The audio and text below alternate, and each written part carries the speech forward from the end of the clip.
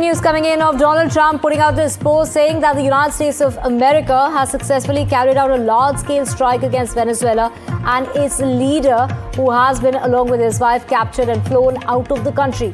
The operation was done in conjunction with the U.S. law enforcement. Details to follow. There will be a news conference today at 11 a.m. at Mar-a-Lago.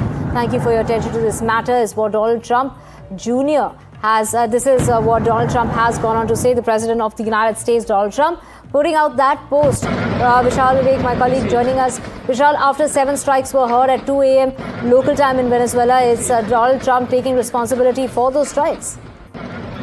Yes, and this comes at a time when we've heard several explosions across Caracas, which is the capital of Venezuela. We've reported that at least 7 explosions have happened across the city and the southern part of the city in total darkness. Now we have the reason behind these explosions. Donald Trump himself has gone on social media and accepted that U.S. has conducted these operations, and this doesn't really come as a surprise because the U.S. had been expected to carry out these operations. The U.S. was in direct touch with, there was a direct connection between both sides because the U.S. had been threatening the Venezuelan side for months now that there will be some operation.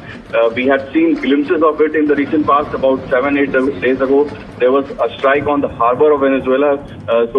The territory of Venezuela had already been attacked. This is the attack in the heart of the capital, and the biggest military installation has also been attacked by the U.S. side. What kind of damage has been done, that remains to be seen. Probably that will be explored when the news conference happens. That is expected around 10 p.m. in New Standard Time. Then we'll hear what exactly happens, and then we'll have more details. But these seem to be leader of Venezuela, the president and his wife have been captured and they've been flown out of the country. Yes, so that is what the U.S. president has reportedly claimed. We'll have to wait for confirmation on some other level also, because since Venezuela has been, ruled over by the Maduro government for almost 12-13 years, he rules with an iron fist.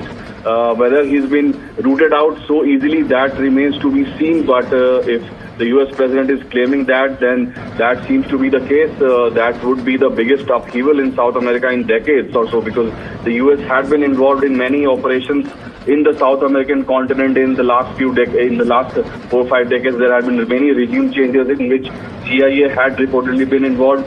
What kind of operations were undertaken to overthrow him, that all remains to be seen. What kind of damage has been done.